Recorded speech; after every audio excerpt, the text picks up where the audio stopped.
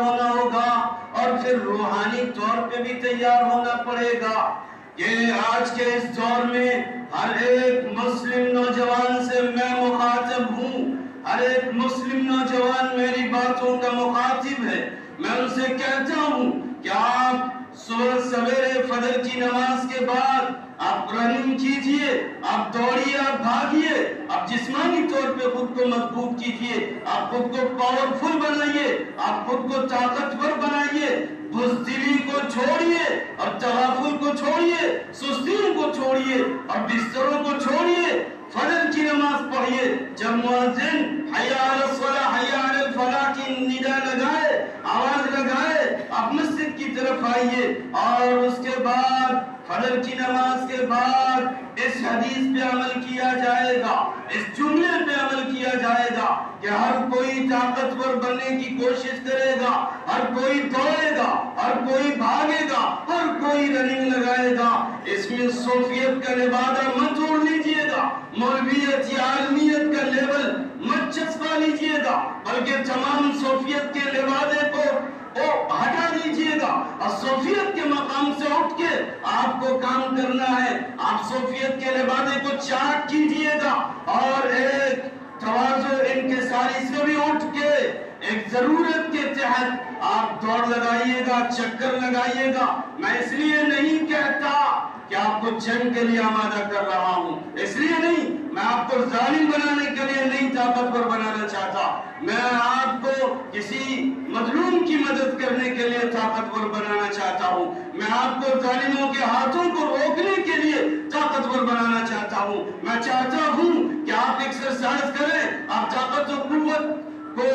Provide کریں، آپ طاقت و قوت کو فروغ دیں، آپ طاقت و قوت میں اضافہ پیدا کریں، جس کے ذریعے سے جہاں کہیں بھی ظلم کا بازار گرم ہوگا وہاں آپ اٹھیں گے اور وہاں آپ ظالموں کے ہاتھوں کو پکڑ لیں گے، جیسے کہ رسول پاک صلی اللہ علیہ وسلم نے کہا انصر اخاک ظالما او مظلوما، اپنے بھائی کی مدد کرو، اگر ظالم ہو تو بھی، مظلوم ہو تو بھی۔ اس پہ صحابہ کرام نے کہا اللہ کے رسول مظلوم کی مدد تو سمجھ میں آتی ہے لیکن ظالم کی مدد کیسے کروں؟ تو آپ صلی اللہ علیہ وسلم نے فرمایا اس کے ہاتھ کو ظلم سے روکو، اس سے ظلم سے اسے باز رکھو، ظلم سے اسے دور رکھو، یہ اس کی مدد ہوگی۔ تو آج کے دور میں ہر ایک مومن پہ بات عائد ہوتی ہے، ہر ایک مومن پہ بات فٹ ہوتی ہے کہ جہاں کہیں بھی ظلم و ستم کا بازار گرم ہوگا، چاہے وہ بازار آپ کے معاشرے میں ہو یا پھر آپ کے اطراف و اکناف میں ہو یا پھر آپ کے مضافات میں ہو، جہاں کہیں بھی ظالم لوگ پیدا ہوں گے، پنپیں گے، آپ اپنی طاقت سے اسے کچلنے کی پوری کوشش کریں گے اور آپ اپنی حفاظت کا سامان پیدا کیجئے گا۔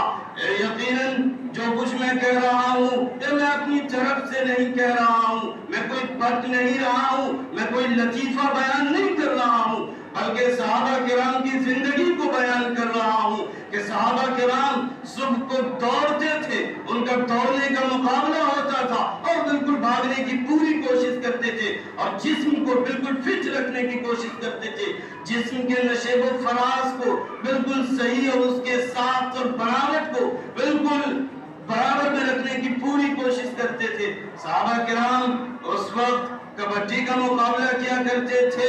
اور پھر نہ جانے تیراکی کی بات ان کے سامنے آتی تھی تو تیراکی کے میدان میں آگے بڑھتے نظر آتے تھے اور گھوڑ سواری کرتے نظر آتے تھے۔ آج گھوڑ سواری کا زمانہ نہیں ہے لیکن اس کے قائم مقام میں کہوں گا سائیکلنگ کا زمانہ ہے۔ آپ سائیکل پہ سوار ہو سکتے ہیں، کم سے کم آدھ گھنٹے، ایک گھنٹے صبح کے وقت میں آپ سائیکلوں کا سفر کیجئے، اس لیے نہیں کہ آپ سیر و تفریح کریں گے، اس لیے کہ آپ کا جسم بہتر ہوگا، آپ اپنے جسم کے تعلق سے بہتر ہوں گے، اس لیے کہ صرف آپ کا حق صرف دوسری چیزوں کے لیے نہیں ہے۔ اِنَّ لِجِسْمِكَ عَلَيْكَ حَقًّا، یقیناً